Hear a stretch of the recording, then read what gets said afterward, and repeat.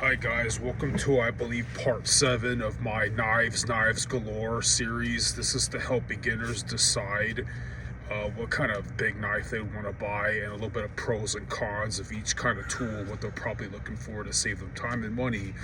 And I have more in-depth explanations of such in the prior videos. I'm at work, I have to kind of talk fast. I'm kind of going back and forth between doing rounds and doing these videos. So without further ado, this one I'm going to disclose what is my favorite knife out of this whole thing. Excuse me. It's kind of cold out here, getting a runny nose.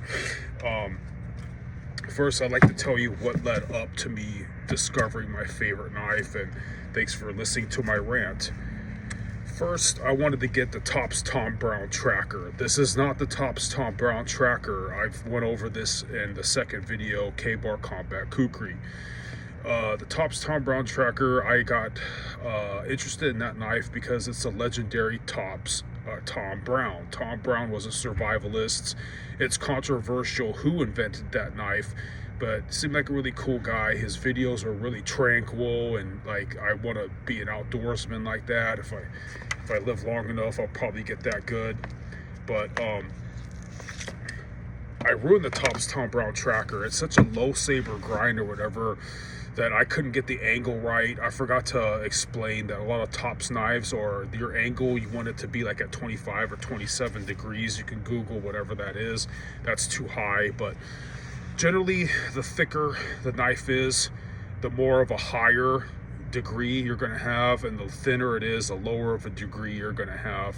But without further ado, you can look all that up and stuff like that. But I gave that tracker away, or traded it, bartered it, and then I got the K-Bar Combat Kukri because, as I failed to demonstrate, this has seen sharper days, but the curls that this thing gets was really good, like a tracker knife, man, you know. And it's very lightweight. It's like a light portable chopper, right? So for lightweight choppers, it does a good job, right? It does a good job for being a lightweight chopper. And I thought I liked the Kydex sheath. I like these sheaths better. I was using the Tom Brown to like break ice. Okay, I would get an ice chest, I'd put it in the back of my work vehicle. I'd get the ice in the summer. I would just right out of Kydex, boom, boom, boom, smash the ice, rip it open, pour it in, put it back in the Kydex, which drove me to a sheath more like this. I got this K-Bar Combat Kukri. I was liking this sheath because I can wear it as a shoulder strap this way. This way is a little bit more deployable, even though you kind of have to come down. It's a little bit awkward because it's a Kukri. And this can hold stuff. This can hold a compass, a small sharpening stone, what have you. And you see that even though it doesn't bite in too deep or does that much damage, it's lightweight, okay? And so I started getting drawn to that sheath. By the way, here's the El Chete again. This was in the previous one. This is Kydex. You go up with the strap, and I batoned with it, but I didn't give it a really good chopping test, and that bites really freaking good.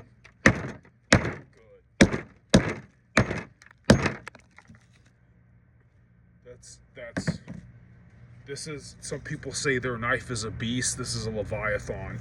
So look at the previous videos, right? So I started getting addicted to that sheath. I wanted a tracker knife. And so what I'm about to show you, if you can sharpen a saber grind, let me just get to it.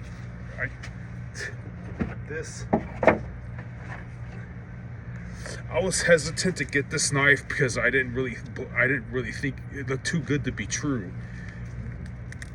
I had Condor buoys. I had big old cold steel machetes. This is E.J. Snyder Tops Skull Crusher XXB Extreme Blade. Now, I always say cons first so you believe the pros. Compared to the Condor Plan A buoy that I had, that buoy felt really nimble, like you could slice and dice with it. This being so heavy and so thick, the factory edge, I'm sure it can do that.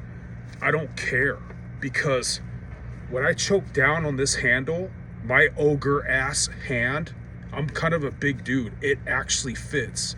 See, up here is where you choke up for more finer work. This is the more finer edge.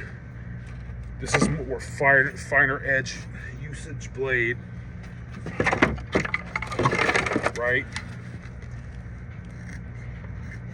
It's not too bad. That's not bad. And even if it couldn't do a good job, and you can do draw strokes with this. Fuck, that light just went out. Yeah, anyways. So there's other channels with good demonstrations about these draw strokes, okay? And I kind of got to get going. I apologize. I appreciate you being here. But here, even if it's not as nimble, slice, as the Condor buoy I had, I don't care. I will just choke. If for self-defense, I will just choke down to it. This thing to me is like a hatchet and a spearhead in one. I like this even more than the El Chete, even though this is probably a little bit more powerful, and it is considerably larger. I would have got this first. I probably wouldn't have bought all these other knives and just got this if I knew this existed. These have like little lanyard holes that you can mount as a spear. They have the divots for, what's that called? Bow drills, but I'm not that kind of guy. I just use ferro rod. EJ Snyder's more of a man than me. If you see this in EJ Snyder's hand, it looks a lot smaller than in my hand, and I've been told I'm a big dude my whole life. When I choke back down on this handle, my hand still fits. And there's the pommel right there. When I choke down on this handle, it's okay. It's okay. This one, yeah, with this finger choil, it stays in my hand pretty well. I do think this does, what's that called? Feather sticks better. I like this sheath because it's very similar to that Combat Kukri. And I explained in the other video why I think it just should be called K-Bar Mini Chopper. But without further ado, let's see. I know it's the same piece of wood, but that passes my test. And I apologize for not such a thorough whatchamacallit, display of power or performance, because I'm kind of on the clock. But it's a baton, it's a saber grind. I don't want to hit the tip. I just love this blade so much that I don't really want to. It's a saber grind, man. As I showed, I had the Zombie Zomstro, a flat grind. You have to hammer it all the way through. If you're versed in knives, you already know this, but I just want to show the beginners out there. This is over $200. It's worth it. The lanyard holes, like I said, you can take this saw is for notching. So you're gonna take a stick, you're gonna cut notches through it. You're gonna put it on the side of the stick, take paracord inside these lanyard holes, wrap it around inside here, tie it. Now you have a portable bore spear. I'd rather have this than a dedicated bore spear, because carrying a dedicated bore spear is not only going to scare all the Karens, but it's a lot of weight.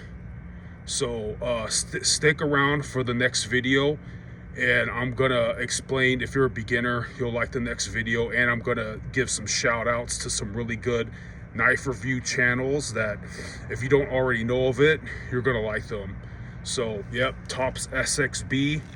This is I don't care about Work Tough Gear. I don't care about Boosie. I don't care about Cold Steel. I would have got this first. I would gladly piss away all these other blades other than the Zomstro. And yeah, the Chete is really badass. This is my favorite. This one's my baby. This one's my favorite.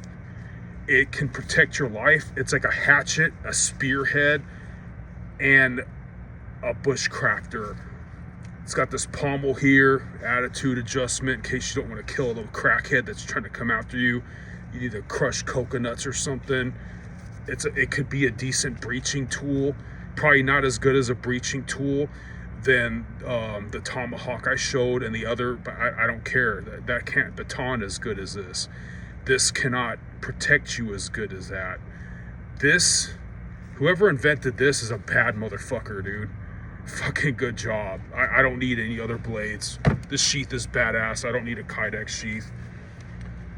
God willing, if I'm still gainfully employed, I'll buy one or two more of these so I could beat the shit out of this and see how much it can really take.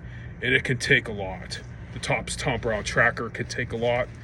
This is not too much. This is not too bad either.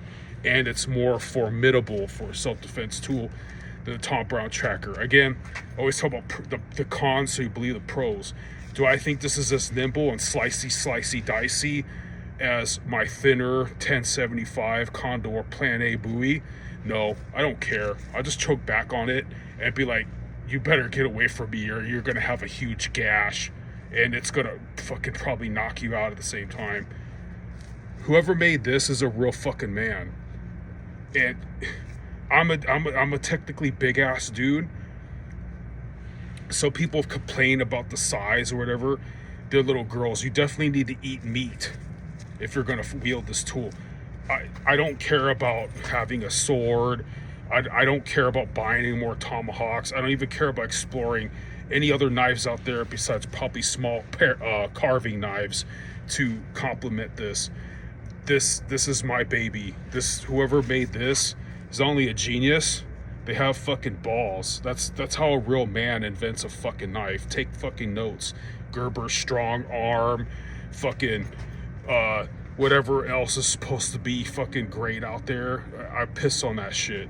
This is a real man's fucking knife. If it ever gets discontinued, I'm gonna whoop the world's ass for being a pussy. Thank you guys. I got one more video to explain to beginners a general idea how to sharpen these and better channels than myself. God bless you. God bless America.